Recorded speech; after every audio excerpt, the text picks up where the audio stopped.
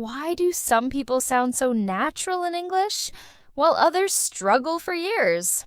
Hello, my name is Olivia. I want to tell you about my journey, how I learned to speak English naturally. It wasn't easy at first. I made a lot of mistakes. I felt nervous, shy, and even embarrassed sometimes. But I never gave up. And now, I want to help you feel confident speaking English too. When I first decided to learn English seriously, I went down the path most people go. I thought the key to fluency was memorization. So I printed out long vocabulary lists. I bought expensive grammar books with all those complicated explanations. I downloaded flashcard apps and spent hours going over them every night. I even had sticky notes all over my bedroom wall, each one labeled with a word or verb tense I needed to remember. At first, it felt productive. I could recall definitions fast, fill in the blanks on grammar worksheets, and even score well on online quizzes. But here's the problem. I couldn't speak. Not naturally, at least. I'd freeze in real conversations. I would stop mid-sentence, searching my brain for the right rule, or wondering if I was using the past perfect or just the past simple. It was exhausting. I sounded more like a test-taking robot than a real person trying to connect. I remember one night in particular. I had been studying irregular verbs for 2 hours. I knew them by heart. Eat, ate, eaten, go, went, gone. But when I tried to speak with someone in an online chat, I panicked. I couldn't put my thoughts into words. That moment broke me a little. I felt frustrated. Why was I putting in so much effort but still couldn't carry a simple conversation without feeling awkward? I went to bed that night feeling like a failure. But deep inside, I also knew something had to change. The next morning, I woke up with a different kind of energy. I took down every sticky note in my room. I closed the grammar books. I stopped all the flashcard drills. That might sound extreme, but I knew I had to break out of this memorization prison. Instead, I asked myself, how do kids learn English? I mean, babies don't study grammar, right? They listen, they repeat, they live inside the language. So that became my new goal. I wasn't going to just study English, I was going to live it. I started small. I began by labeling things in my apartment, not with sticky notes and definitions, but with real phrases. For example, on my fridge, I wrote, "What's for lunch?" On the bathroom mirror, I taped a note that said, "You look great today." On the front door, "Don't forget your keys." These were real things I might actually say in life. I said them out loud every time I passed. It felt a little weird at first, but soon it became fun. It was like English was becoming part of my space. Then I began talking to myself in English, not in full speeches or anything, just simple thoughts. I'm going to make some coffee. I need to check my email. It's cold today. I didn't care if the grammar was perfect. I just wanted to get used to thinking in English. I'd walk around the house narrating my life like I was the main character in a TV show. It helped me so much because I wasn't waiting for a practice time. My practice was my life. Soon I changed how I watched TV too. I used to only watch with subtitles in my language, thinking I'd understand better. But now, I turned on English subtitles and started listening carefully. I picked shows that were simple and had everyday conversations. Things like Friends, Gilmore Girls, and Modern Family. I didn't understand everything at first, but I started to hear repeated phrases. I mean, come on! Are you serious? I began writing those down in a small notebook I kept by the couch, not as vocabulary to memorize, but as real expressions I wanted to use. One moment that really stood out to me was during an episode of The Office. Michael Scott said, "I'm not superstitious, but I'm a little stitious." I laughed out loud, not just because it was funny, but because I got it. I understood the joke. That moment meant so much to me. It wasn't about rules or grammar. It was about feeling the rhythm, the tone, the humor of the language. I wasn't just learning English, I was feeling it. And that's when everything changed. To build on that feeling, I started doing more things in English that I would usually do in my own language. For example, I changed my phone settings to English. My weather app, my calendar, even my GPS. Everything became part of my English environment. I subscribed to cooking channels on YouTube and tried following recipes in English. I started reading kids' books at first, then short articles online about topics I enjoyed, like hiking, food, and pop culture. The goal wasn't to test myself, it was to make English feel normal, like it belonged in my life. Over time, I noticed something amazing. I started speaking more freely. Not perfectly, but freely. I didn't stop to correct every little mistake. I used the words I knew. And if I didn't know a word, I found another way to say it. I was becoming flexible. My confidence grew. I realized that the people I admired, those who spoke English well, weren't perfect either. They just kept going. They knew how to laugh at mistakes, how to connect with people, and how to keep talking. That became my new goal. Not perfect grammar, but natural conversation. I'll never forget the first time I ordered coffee at a local shop without feeling nervous. I walked in, looked the barista in the eye, and said, "Hi, can I get a small vanilla latte, please?" She smiled, asked how my day was going, and I replied, "It's going great, thanks. How about you?" That whole exchange lasted maybe 30 seconds, but it was powerful. I didn't hesitate. I didn't overthink it. I just spoke, naturally, like it was the most normal thing in the world. One of the biggest lessons I learned during this phase was that language isn't meant to be stored. It's meant to be used. You don't memorize a hammer, you build with it. You don't memorize paint, you create with it.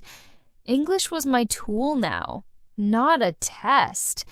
And when I let go of the pressure to say everything correctly, I gave myself permission to enjoy the process. That joy brought motivation, and that motivation brought results. Living in English also meant exposing myself to the culture. I began listening to American podcasts while doing chores, especially ones with real, casual conversations. Shows about relationships, self-improvement, or even true crime. I'd hear how people used sarcasm, how they expressed emotions, how they interrupted each other naturally in speech. I paid attention to the music of the language. English has a rhythm that you can't learn from a textbook. You have to hear it, feel it, copy it. That's what I did, day after day, moment by moment. Eventually, I wanted more interaction. I wanted to practice speaking with real people. So I started looking for English groups online. At first, I was scared. What if they judged me? What if I didn't understand? But I reminded myself, I'm not here to be perfect. I'm here to grow. And by now, I was already living English in my daily life. It was time to take the next step.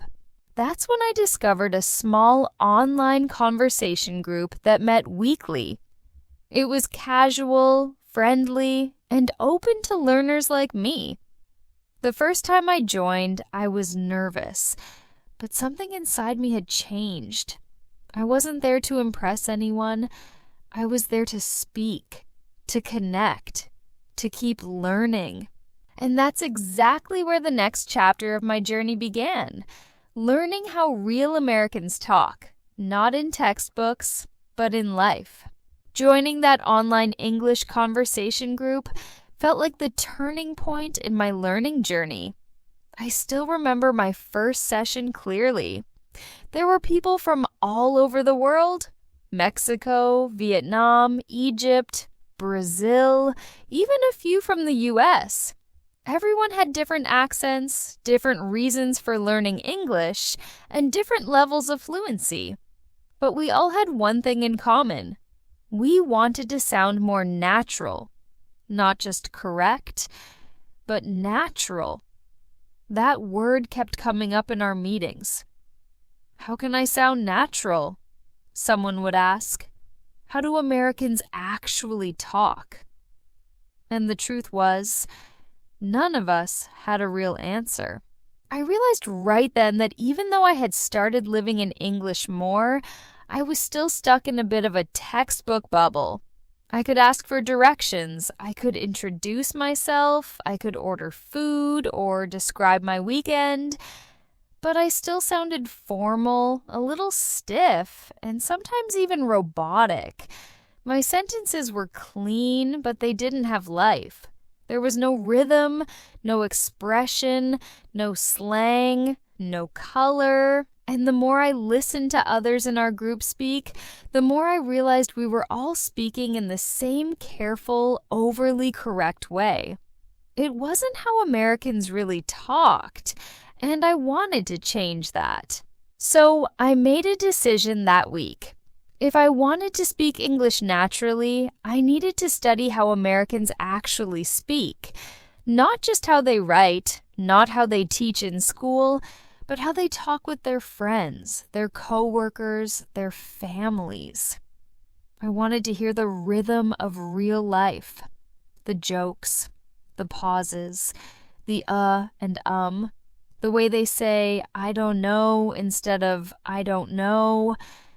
I wanted to understand the language underneath the grammar, and that meant listening more closely than ever before. I started by rewatching my favorite American TV shows, but this time with a new purpose. I wasn't just watching for fun or entertainment. I was watching like a detective. I picked shows with real-life conversations and natural dialogue. Sitcoms became my classroom. Friends, How I Met Your Mother, The Office, Brooklyn Nine-Nine, these shows gave me gold. I turned on the subtitles in English and started writing down everything that caught my ear. Not big words, not complex sentences, just real phrases people use every single day. I remember in one episode of Friends, Rachel says, "It's not that big a deal." I paused the scene and rewound it. She didn't say it is not that big of a deal. She compressed it. She made it flow. It's not that big a deal. That's how people really talk. Fast, smooth, full of shortcuts. It hit me like a wave.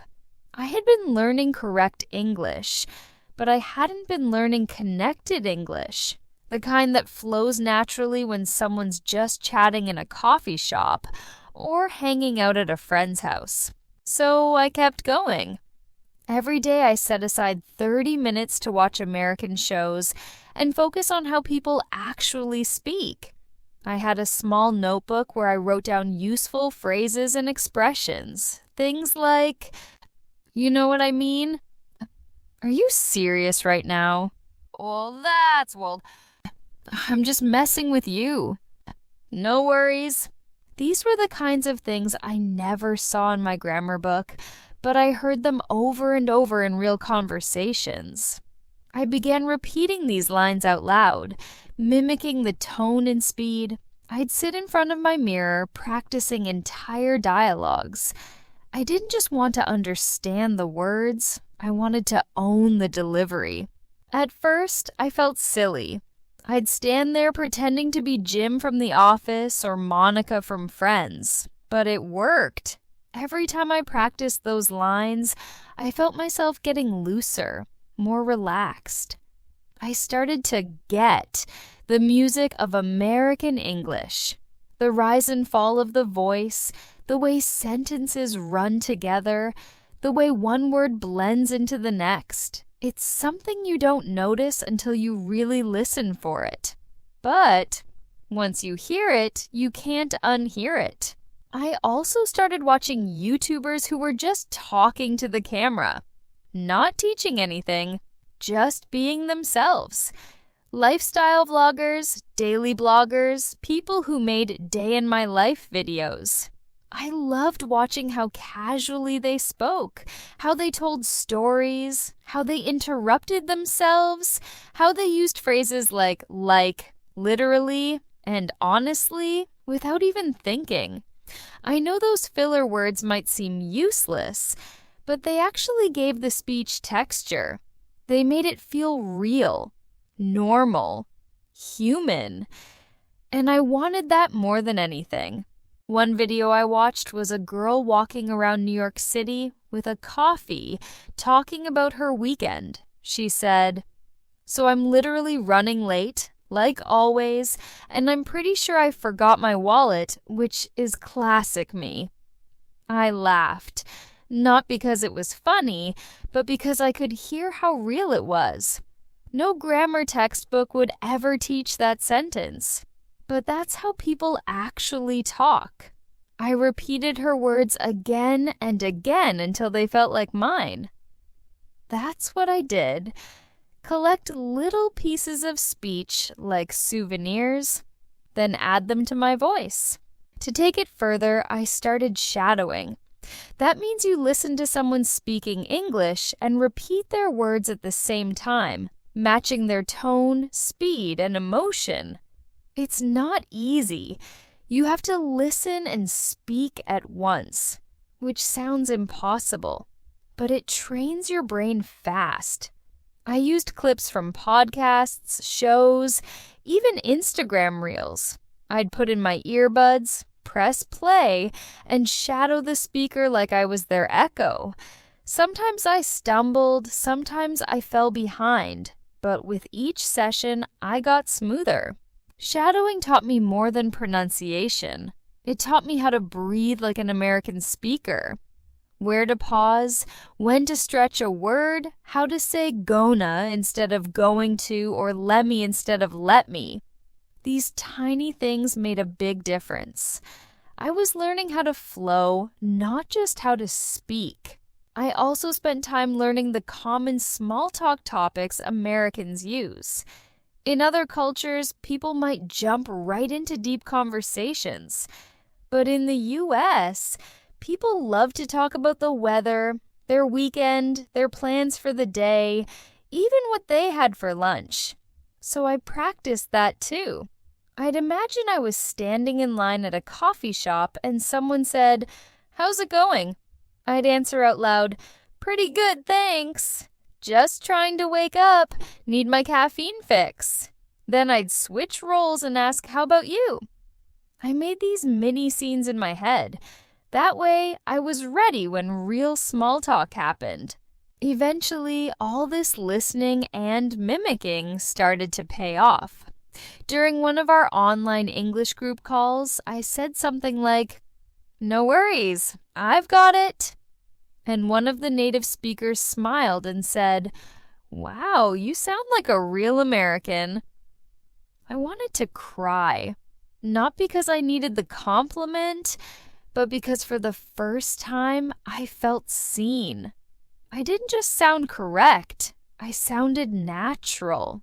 But it wasn't just about sounding like Americans, it was about understanding them too.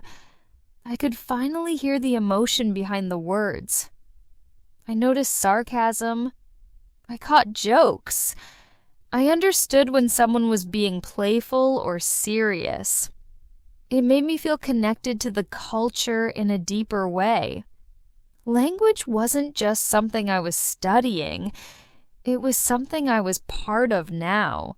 All of this listening and observing made me even more curious about how people talk in everyday life. So I started watching interviews, late night shows, award speeches, real moments, unscripted, full of energy. I loved hearing how celebrities and regular folks spoke when they weren't reading lines. I'd watch people like Ellen DeGeneres, Jimmy Fallon, even YouTubers like Emma Chamberlain or Casey Neistat. Their voices, their pauses, their casual jokes, it was all part of learning how to feel the language. I also started noticing body language. Americans use a lot of gestures, facial expressions, and even silence to communicate. It's not just what they say, it's how they say it. And that was my next lesson. Speaking naturally isn't just about the words. It's about tone, timing, and vibe.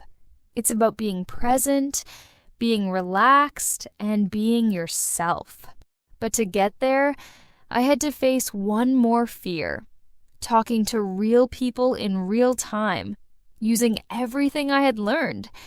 It wasn't enough to shadow voices or mimic sitcom lines anymore. I needed to step into conversations where I didn't know what was coming next, where I had to listen, think, and reply, where things were messy and real. And that scared me more than anything. Still, I knew it was time. So one day, I found a new local group. Americans and non-natives just hanging out on a weekend, meeting through an app called Meetup. They were gathering at a park to play frisbee and chat. I hesitated, then signed up. That moment would lead me straight into the next phase of my journey. The moment I stopped being a silent listener and started becoming an active speaker, mistakes and all. After months of immersing myself in real American conversations, listening to podcasts, shadowing YouTubers, mimicking characters on TV shows, I finally started to feel more comfortable with the sound and rhythm of spoken English.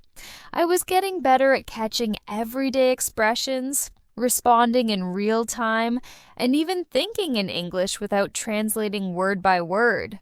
But I still had one big problem. I wasn't speaking with real people, not in a natural, spontaneous way.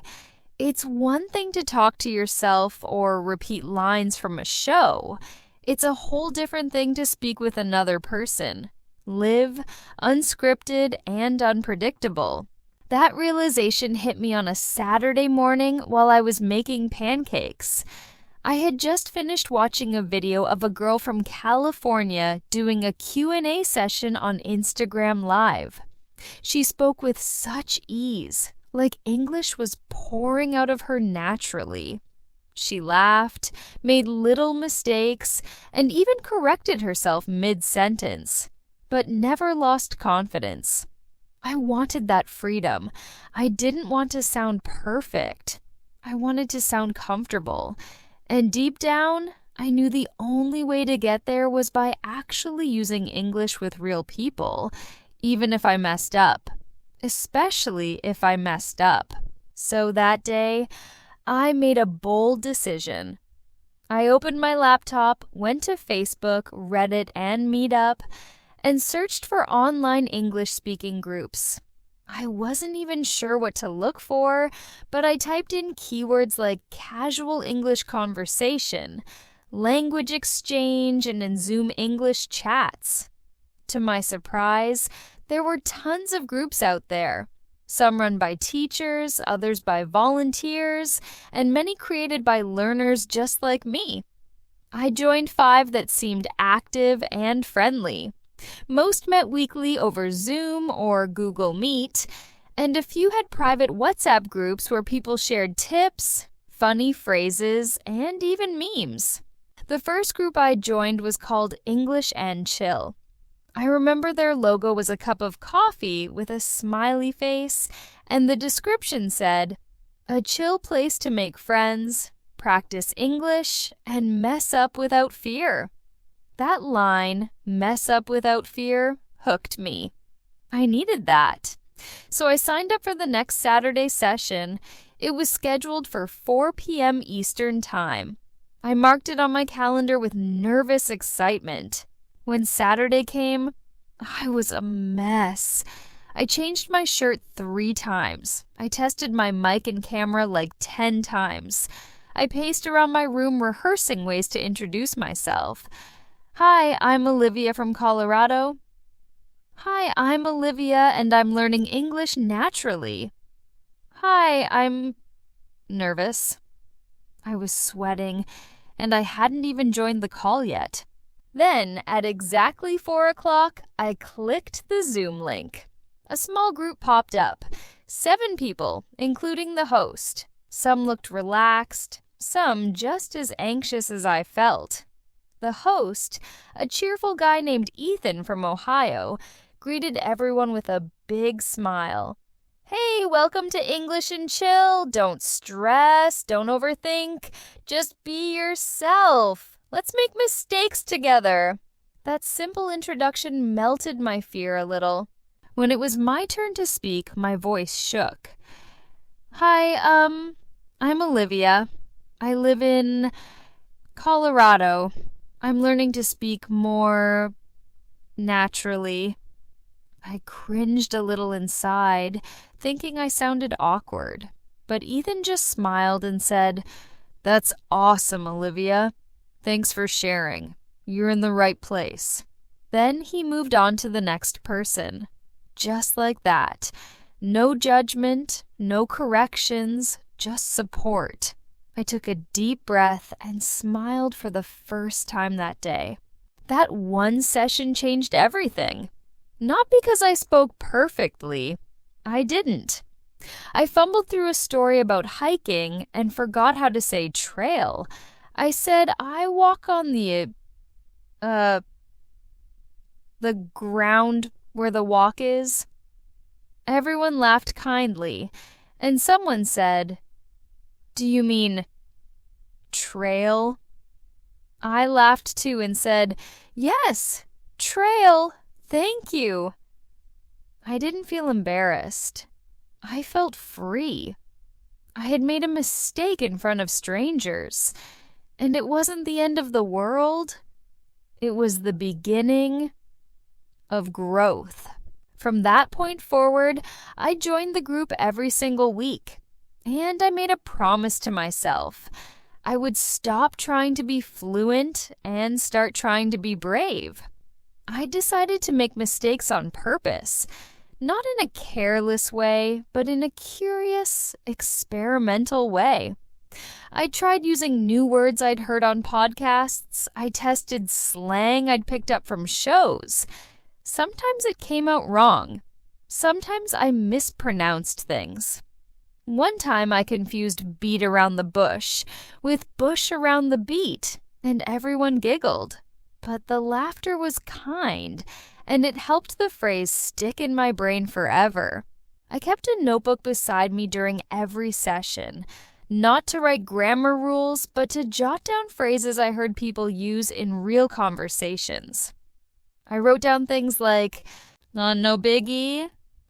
"I totally get that." Kinda, yeah." "I hear you." I loved how casual and natural these phrases were. They weren't fancy. They weren't advanced vocabulary. But they were real. They gave life to the conversation. So I started slipping them into my own speech. Even if I wasn't sure I was using them perfectly, I wanted to train my ear, my tongue, and my courage all at once. The more I showed up, the more I realized something powerful. People connect through imperfection. When I let myself be vulnerable, others did too.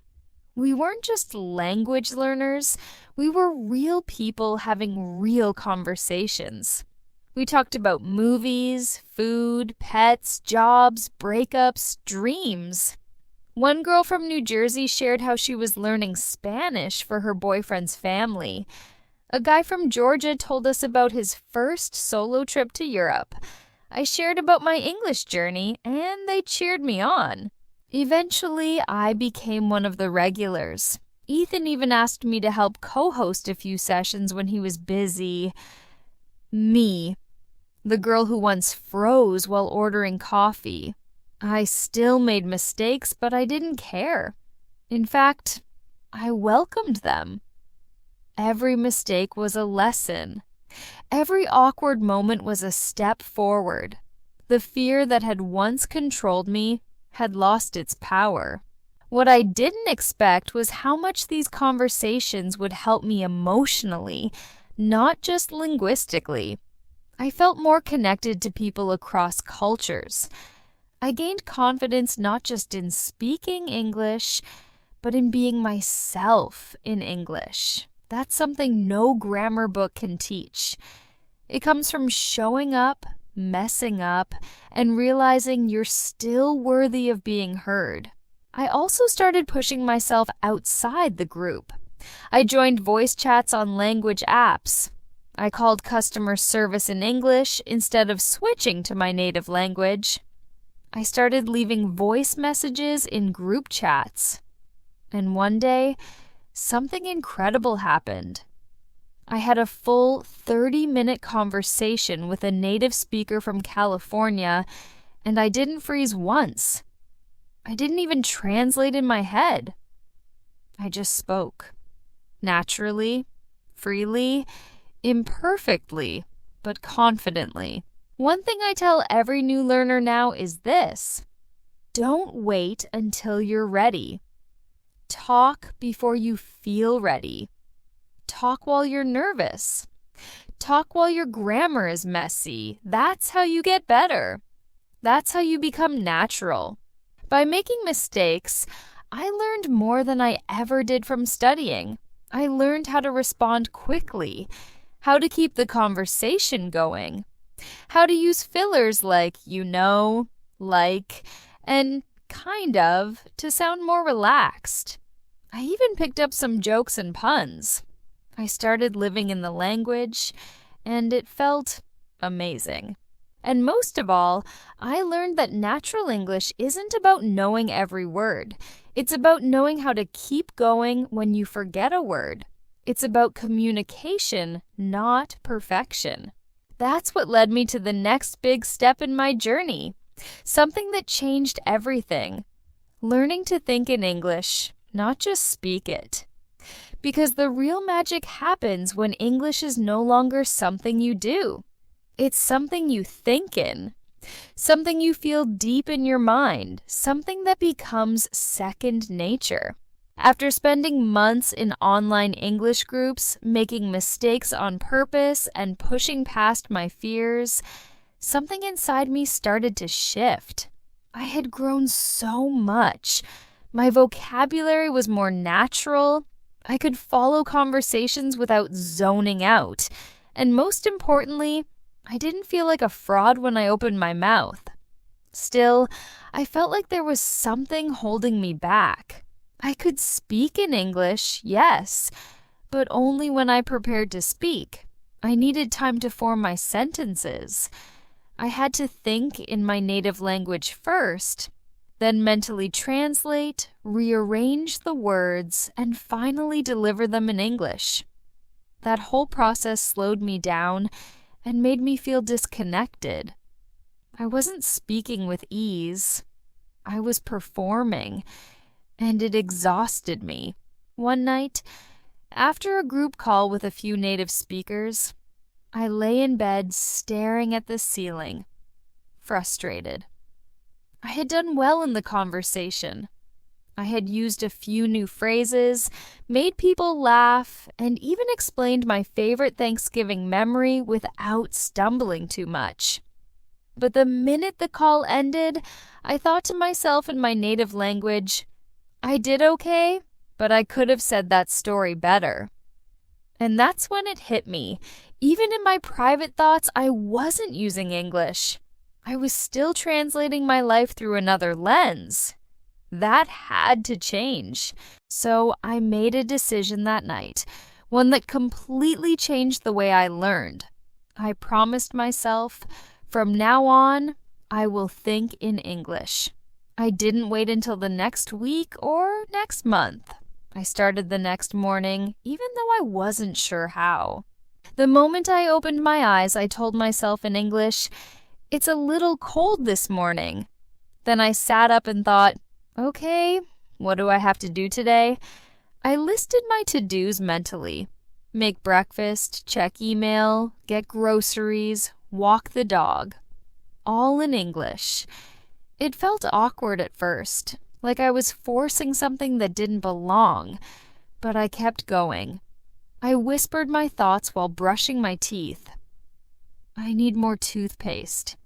My hair looks crazy today. Little by little, I was changing my brain's default setting. I started turning everyday moments into mini English practice sessions. When I made breakfast, I'd say in my head, I'm going to toast some bread. Maybe I'll fry an egg too. I didn't stop to analyze grammar or pronunciation. I just kept the thoughts flowing. Even if they were simple or clunky, I didn't care. The goal was to replace my native language with English, inside my own mind.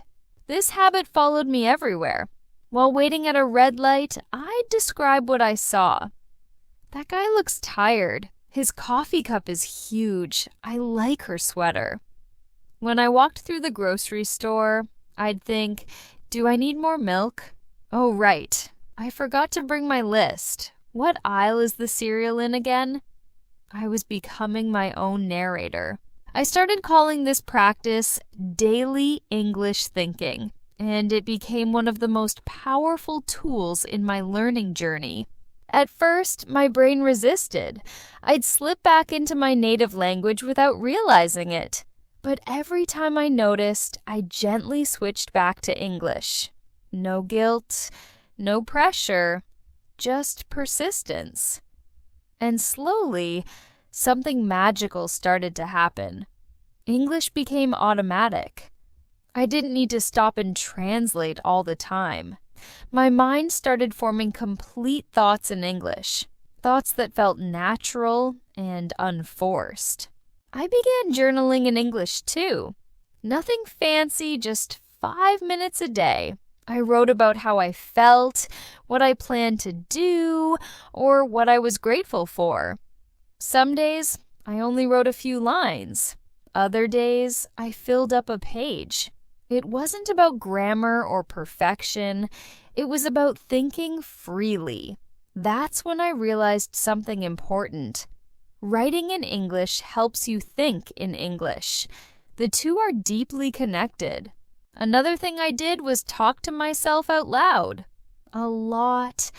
It might sound weird, but it worked. I'd talk to myself while cooking, folding laundry, or getting ready in the morning. Okay, let's wear the black jeans today. No, maybe the blue ones. Is it going to rain? It was like turning my brain inside out. I gave my thoughts a voice. I made them real. Sometimes I even imagined fake conversations in English. I'd pretend I was ordering food, asking for directions, or explaining my favorite movie. I practiced common topics that come up in small talk. Yeah, I love Mexican food. There's this amazing taco place near my house. Or, I've never been to California, but I'd love to go someday. I heard the beaches are beautiful. These little monologues helped me get comfortable speaking spontaneously without planning every word. The big test came when I started dreaming in English. The first time it happened, I didn't even realize it. I woke up and thought, wait, did I just dream in English? I had a short conversation in the dream with a girl at a bookstore. We were talking about novels. I couldn't remember all the details, but I remembered one line clearly. "Yeah, I just finished that one. It was wild." I smiled. It was such a casual, normal phrase, and it came from my own dream. After that, it started happening more often. Not every night, but enough that I knew my brain was finally switching gears. English wasn't something I had to force anymore. It was something my subconscious was now using naturally.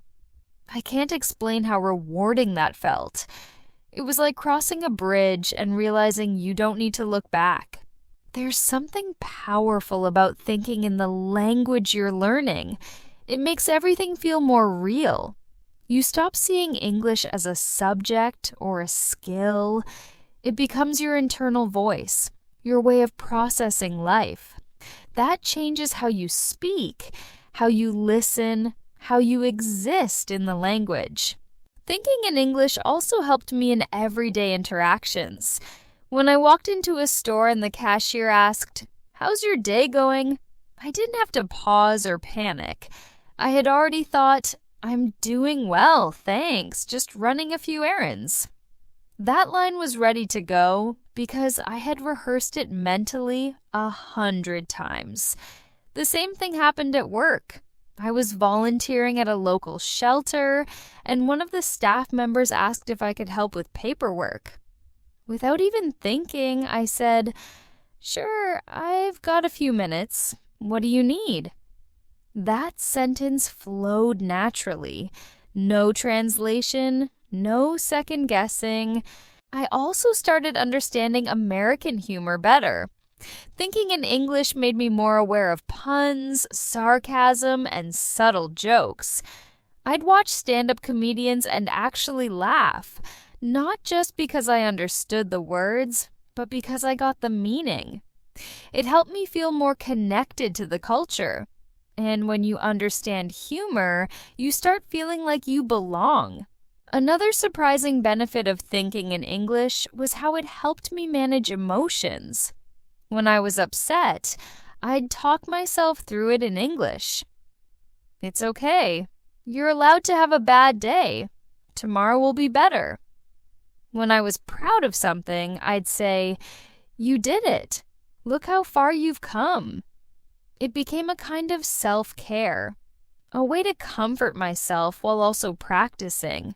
At some point, I realized that English wasn't just something I used. It was something I trusted. I could think in it.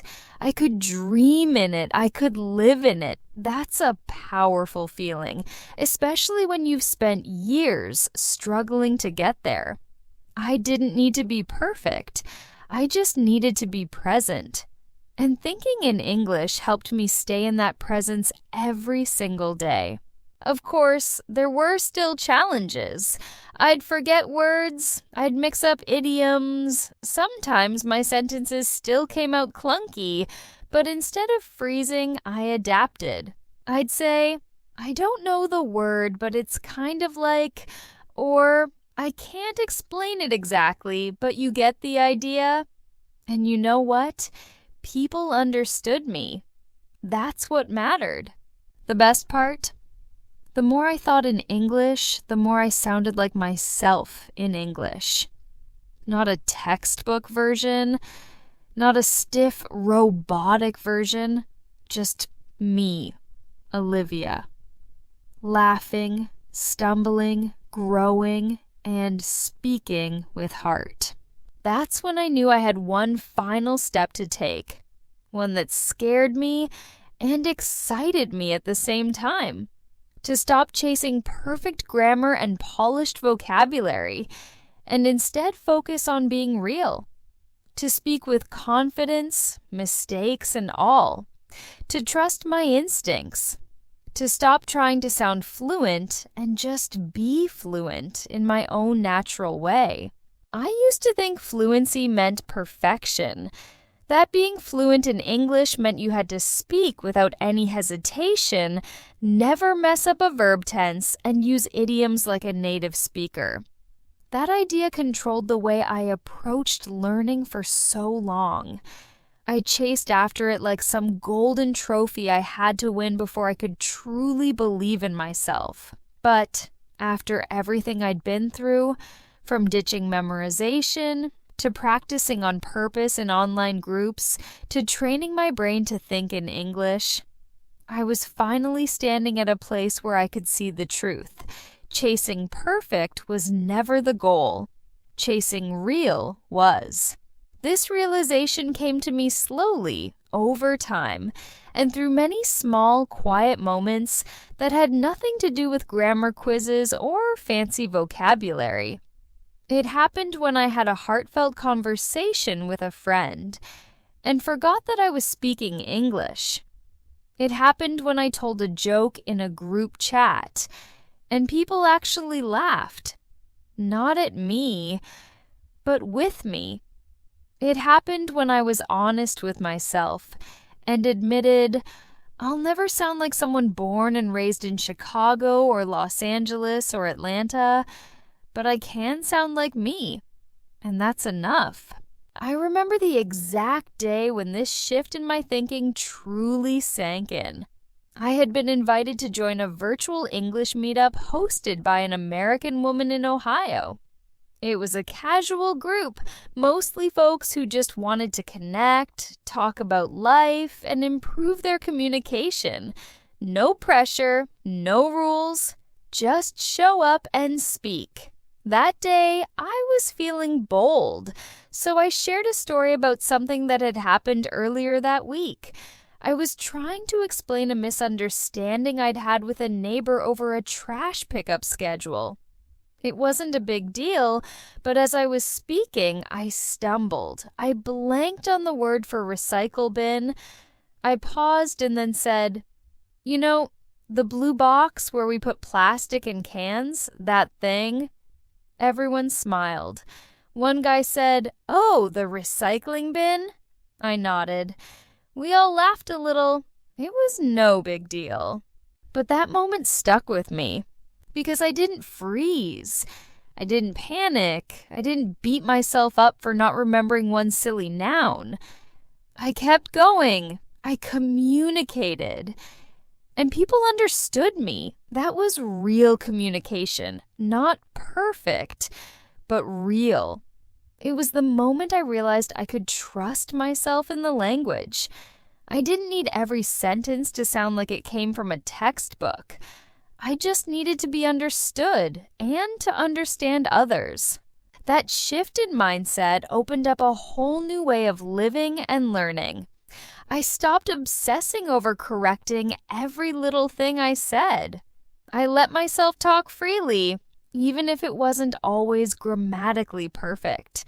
I allowed myself to laugh when I made weird mistakes or mixed up metaphors.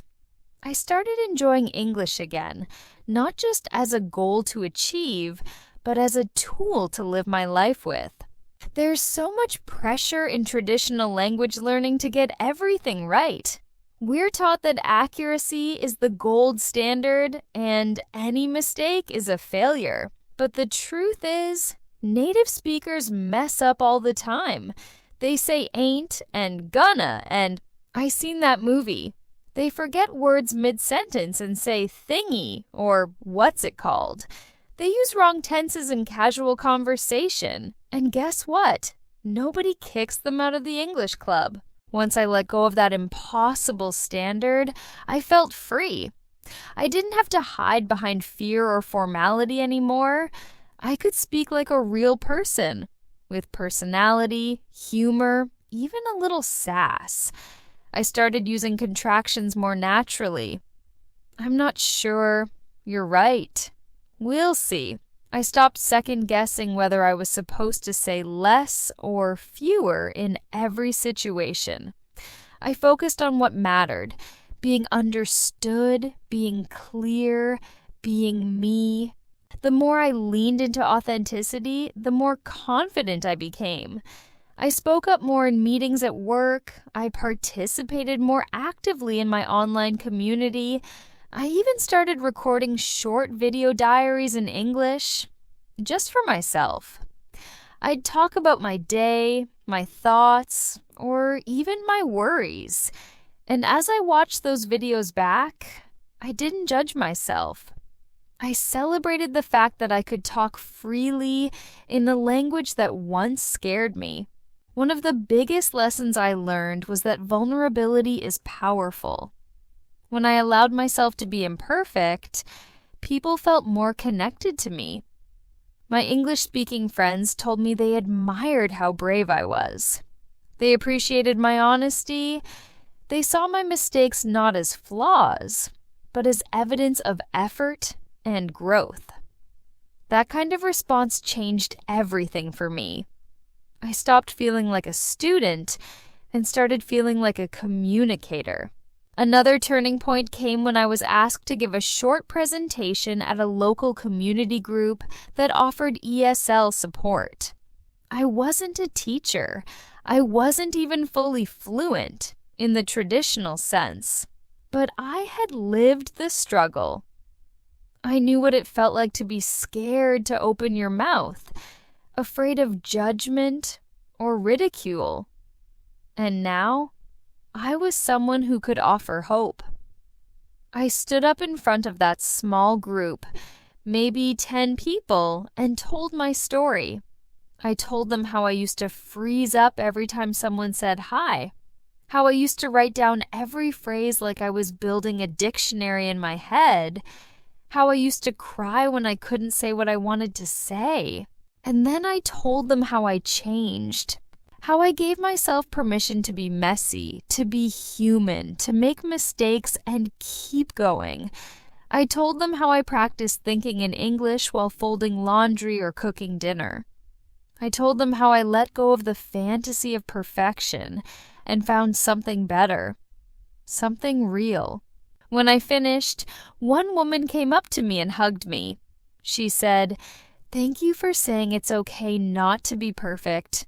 I needed to hear that today." That moment meant more to me than any perfect grammar test score ever could.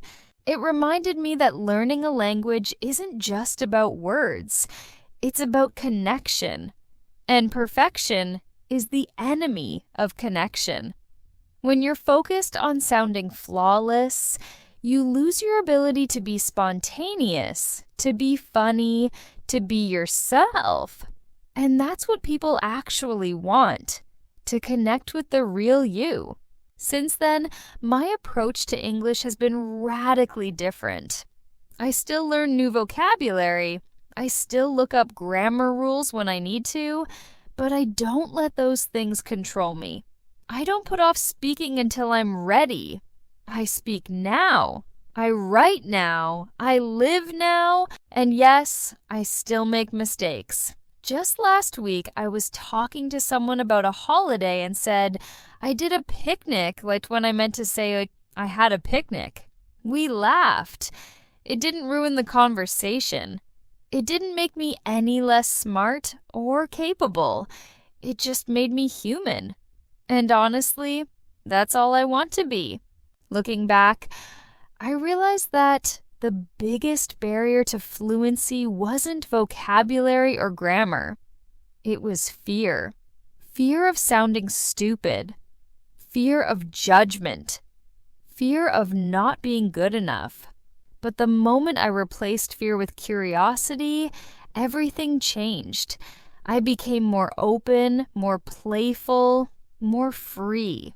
And that freedom spilled into other parts of my life too. I started taking more risks, trying new things, meeting new people, saying yes to opportunities that used to scare me. I stopped waiting for the right time and just did the thing, messy and unsure, but real. That's the beauty of aiming for real instead of perfect. You live more. You engage more. You learn faster because you're not afraid to try. You're not waiting for someone to give you permission to speak. You just speak. Today, when someone compliments my English, I don't say, "Oh, I'm still learning." I smile and say, "Thanks, I've worked hard for this." Because I have. Not to be perfect, but to be present, to be proud, to be real. If you're learning English right now, let me tell you this. You don't need to wait for perfection. You don't need a perfect accent, perfect grammar, or a perfect vocabulary. What you need is heart. What you need is courage. What you need is to stop hiding behind fear and start living your truth. In English, even when it's messy. Because language is not just a tool. It's a mirror. It reflects who you are. And when you stop aiming for perfect, that mirror finally shows the real, beautiful, growing version of you. Looking back on my journey, I see now that learning to speak English naturally was never really about textbooks, grammar drills, or memorizing word lists. It wasn't about passing tests or sounding like a native speaker.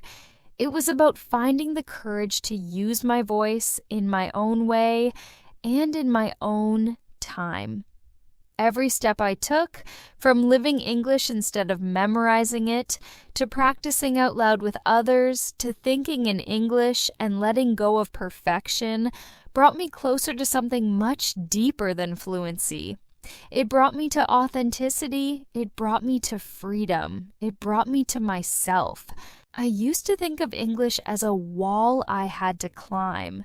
Now I see it as a bridge, one that connects me to people I never would have met otherwise, to ideas I never would have understood, and to parts of myself I never would have discovered.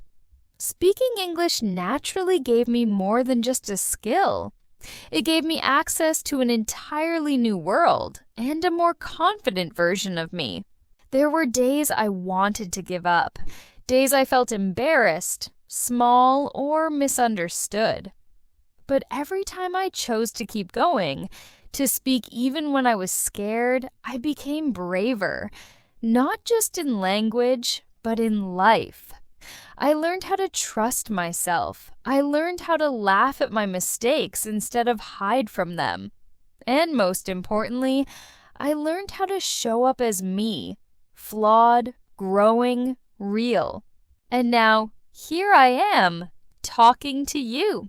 If you're reading this and you're somewhere in the middle of your journey, maybe you're afraid to speak or ashamed of your accent or constantly worried you'll mess up, I want you to hear this loud and clear. You don't have to be perfect. You just have to be present. Show up. Speak anyway. Practice with your whole heart. Let English be messy, funny, honest, human. You don't have to wait until you sound American to be taken seriously. You don't have to wait until your grammar is perfect to join the conversation. You belong in this language exactly as you are. Learning, trying, improving. English is not a test to pass. It's a tool to live with. And if I could go back and whisper something to the scared, quiet version of myself from the beginning of this journey, I'd say this. Keep going. Your voice matters, even when it shakes, especially when it shakes.